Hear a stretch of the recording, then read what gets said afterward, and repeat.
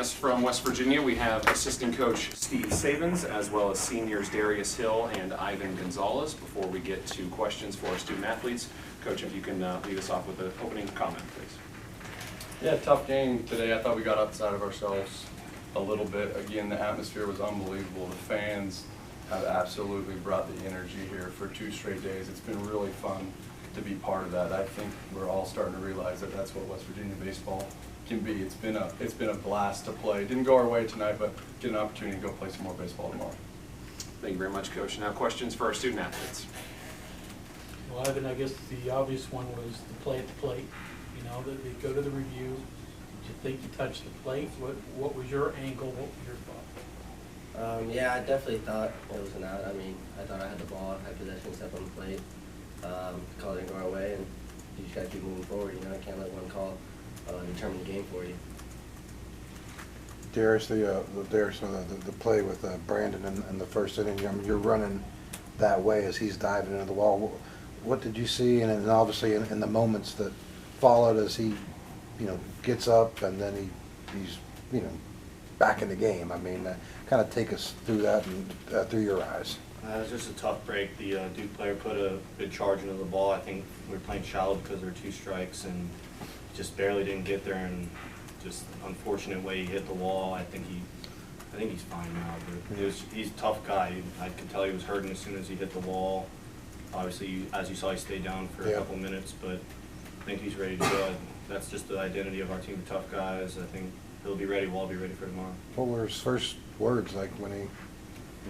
He was just like, "Oh, that hurt," as you could imagine. As you could see, he stayed in the game, tough enough. Yeah. Did that surprise you at all? That he eventually, gets back up and he's throwing and he's back in the game. A little bit, because he hit the wall hard. I Right. ran into the wall, and all outfielders have experienced that, and it's never fun. But hey, he's one of the best, so we needed him out there. He knew that, we all knew that, so he stuck it out and stayed in the game. Yeah. Was that tough emotionally on you guys to try to bounce back from that? You see that happen?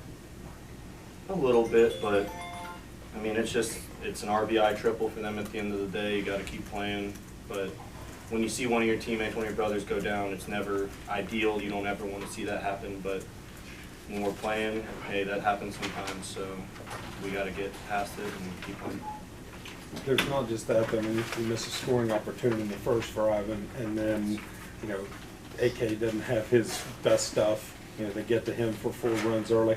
Does all that kind of build up, make it tough to get that first run across, and kind of affect your mindset a little bit? I mean, it's baseball. You're not going to come out there and be 100% every time you go out there. We're human beings, but it's just like we said. After they score, we got to come back and punch back. You're going to get hit in the mouth, and you just got to come back with another punch and keep coming and keep bringing the energy. And unfortunately, it just didn't go our way today. For both guys, it seemed like Jarvis Duke's pitcher had some pretty good stuff tonight. What was he doing maybe that was holding you guys down? He's mixing his pitches really well. Most right-handed pitchers don't have the changeup going for both righties and lefties, but he had it going both ways today, and it was really keeping us off balance. Then he was locating his fastball enough in the middle innings just to keep us off the changeup, and he was able to finish us at the end. Yeah, that's exactly what Dee said. It's hard for righties to hit that changeup, and that's what he was doing to us. And pitch, hell of a game. Last question for our student athletes. Were you expecting Alec to come home in that situation, and then I guess how did you guys sort of build after Randy got thrown out? Just us bringing the energy. It's what we are. It's the identity of the team. Just because we're down 4 runs doesn't mean anything. Because we know we come back in the 6th, 7th, 8th, and 9th inning. That's usually where we score our runs this year. But it's just something you have to step back, regroup, and keep going. All right, thank you very much for your time, guys.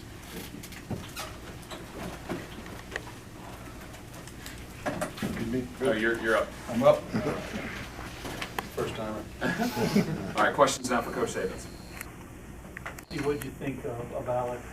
Did he walks more than he typically does? He only gave up 4 hits, so it wasn't like he was getting crushed. What did you just think of his performance overall? Yeah, maybe a little bit off, but he's the ultra competitor. He's the guy that our whole team revolves around. So I think I always talk to Coach Mays about 15 games in. I quit questioning anybody's want, desire, passion, energy of this ball club. They just bring it every day. So like Ivan said pretty eloquently, I think they're just humans. Just maybe his fastball command wasn't quite there early. Maybe he wasn't landing his slider quite as much as he normally does. Threw some really good pitches. It was pretty funny, me being in the dugout, taking him out. I think it was after the 7th inning. That certainly wasn't easy. You know, it was a issue where I was thinking in the 8th there might be 2 pitchers out on the mound because I had to stay pretty firm on that one with Alec because he wants to be on the mound. He wants to compete. He wants to actually absolutely blow it out. I just told him, we need you to be really good because the next time you pitch, it's your job to make sure that you're pitching in the Super Regional because that's the type of leadership that he brings to the team. He's a lot more than the Friday night starter with his game.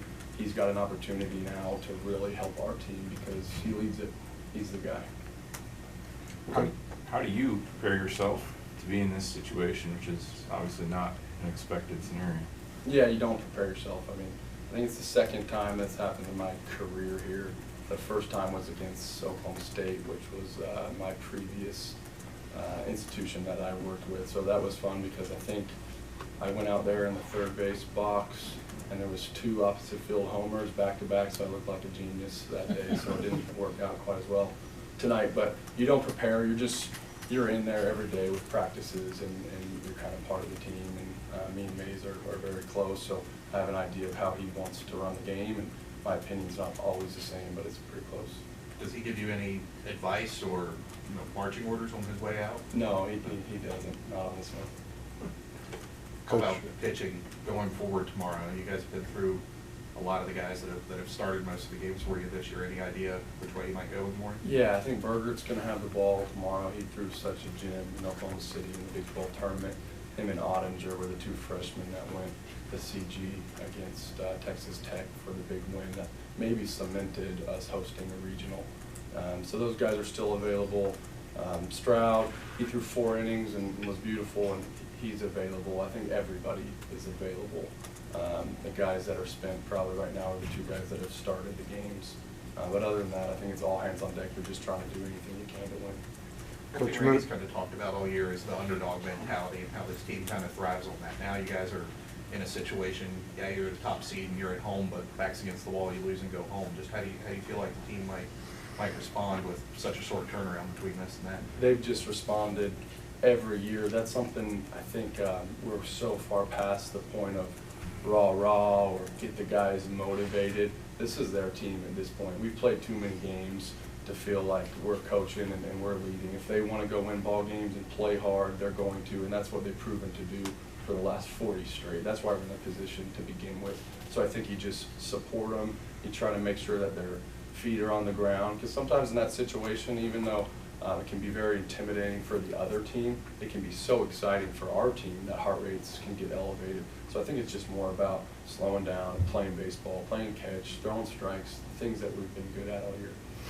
Coach, the guys obviously gave credit to Jarvis for the job that he did on the mound for Duke today, and it's one thing to lose to a good pitcher, but then you also throw in, coach getting ejected and all the replay reviews and the situation with Brandon, and did it almost seem like too much of an obstacle at any point to get over this? Obviously, fans were getting ejected. I mean, Sure. This wasn't a normal game. No, super choppy, right? I mean, yeah. It's like we couldn't get our footing early on because it was so choppy. I don't know how many reviews there were. Guys were talking to hitters and talking to pitchers and fans getting ejected, and so try to get the team together in the 4th inning, just told guys to slow down. What we've done up to this point is not working. So try to do something a little bit different, just go be ourselves and play good baseball. But I think we'll get back in the rhythm of things tomorrow and just playing catch and playing good baseball. But yeah, it was an unusual game. I haven't been part of a game like that before. Is that the first game you've had to go up to Manila and say, you're done today? It is. Yeah, that's not my role, that's for sure. Coach Bargeron was awesome in the dugout. He assists with the pitchers. He's our volunteer assistant, and he's also the assistant pitching coach. So he lives with those guys day in and day out, and so he had a ton of input on moves that we made and where he thought maybe we're after that really emotional inning with Manoa. The whole game was emotional, but then that inning specifically was emotional. He got out of it. I think he was right, knocking on the door of 100 pitches, somewhere around there. So he had a big input in that, but all the coaches, Ginther and Barge and Fabian and Crow, they were all great. It looked like Coach guys were Stevens, we're at time, sorry guys. Thank you very much for your time, Coach. You got it, thanks guys.